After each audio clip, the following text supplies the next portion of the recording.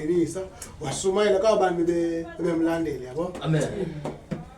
Yeva sinasi.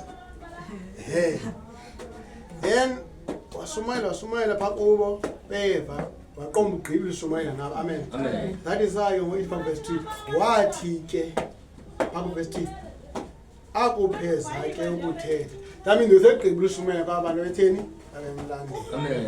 Hallelujah. Amen. Wathi akupheza ukuthetha kwabantu bajonga kwabo ngobe beloba oPetros. Amen.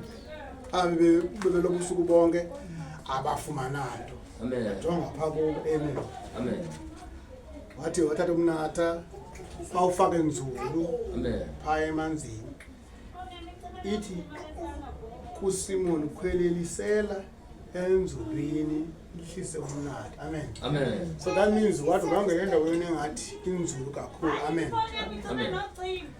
So ukhwelisa kabomnatha bawusendaweni enzulu baloba bafumana ifishi kodwa kwasingeka umkhomba caba ngathi bathola inqabo iweight ninzi ifishi abazifumanayo. Amen. Amen. And uPetros ukuthiwa why nzalo inqaba eva izinto abayika Yesu. Amen. So kahle kahle indaba yefirst inqobo lengana namhlanje le ilapha ku verse 4 ethi akupheza ke uthethe wathi kubo kuSimoni khwelisa